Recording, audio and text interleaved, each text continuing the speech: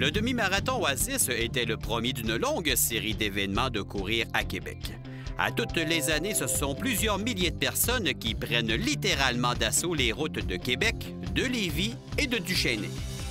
L'édition 2015 sera encore une fois ponctuée de plusieurs dates et événements qu'il faudra retenir. Se suivront tour à tour la Trail du coureur des bois qui se tiendra à Duchesnay pour une deuxième année. L'incontournable descente royale de Beauport qui en sera à sa 30e année permettra aux participants de profiter d'un parcours en pente, aidant à réaliser d'excellents temps. On poursuit avec le défi des escaliers, un décor enchanteur pour une course sillonnant les 3000 marches de la ville de Québec, du jamais vu pour les adeptes du sport. Lévis sera l'hôte de la 4e édition du défi des Dames de cœur où, à nouveau, les femmes pourront courir afin de soutenir la fondation de l'Hôtel-Dieu de Lévis. Finalement, le calendrier se conclut avec la fin de semaine réservée aux festivités du marathon SSQ.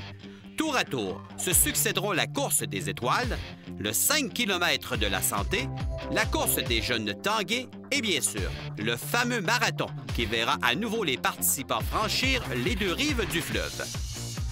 Mais voilà, c'est reparti de plus belle avec le demi-marathon Oasis qui se tenait dans les rues de Lévis. Déjà à l'intérieur du centre des congrès, on sentait une belle atmosphère confirmant le côté social et festif de l'événement.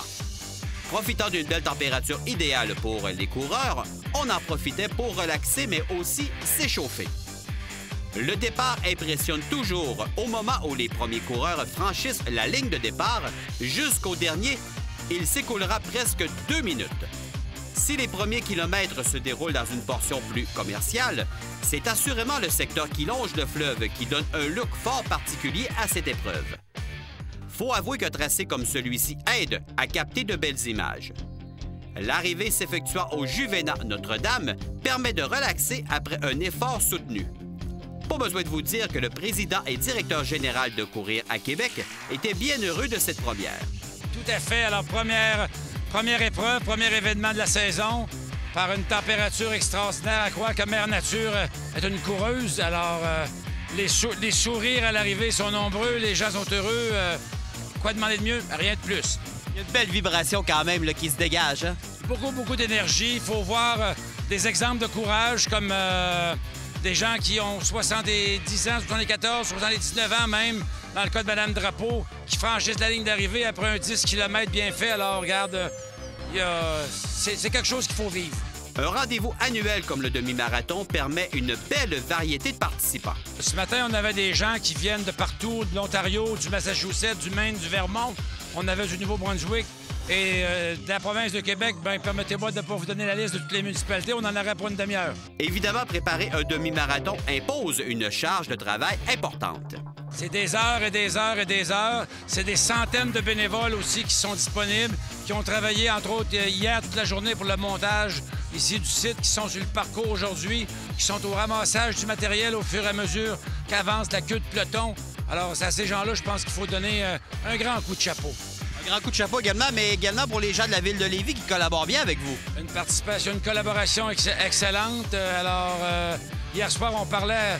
Tu sais, la ville de Lévis en retire des bénéfices dans ça. Quand je dis la ville, c'est pas nécessairement la ville citoyenne, mais tous les membres de la ville. Hier soir, on parlait avec les gens du Fort Point au centre des congrès et la fille nous disait, bien, l'hôtel est rempli de coureurs. Alors, c'est des retombées, c'est de l'argent neuf, c'est de l'investissement qui arrive dans la région, dans la ville, chez nous, mais tant mieux pour tout le monde. D'ailleurs, une des nombreuses bénévoles se tenant aux premières lignes à la conclusion de la course, c'est-à-dire à la remise des médailles. C'est extraordinaire. On voit la lumière briller dans leurs yeux, on voit un accomplissement. Puis derrière chaque coureur, il y a une histoire. Et quand il arrive au fil d'arrivée, on les voit, ils se dirigent vers chaque personne à qui ils ressentent quelque chose. J'ai demandé à un coureur c'est quoi qui les faisait se diriger vers nous. Elle m'expliquait, c'est notre feeling intérieur qui arrive. C'est comme un accomplissement et on reçoit leur émotion. Et même nous, ça nous touche, on y a les yeux pleins d'eau. À un moment donné, il faut se retirer parce que c'est trop plein d'émotions. Et des émotions, c'est ce qu'auront vécu plusieurs participants. Premièrement, une femme pouvant donner une belle leçon aux plus jeunes. C'est le fun, puis de s'encourager, puis de voir les autres qui commencent, puis... moi, de toute façon, je vais pas vite, fait que je suis toujours avec le groupe d'en arrière. Fait qu'il y en a un à un moment donné qui me dit « Ah, j'ai mal aux jambes, je les sens plus. » un jeune, là, à peine 16-17 ans.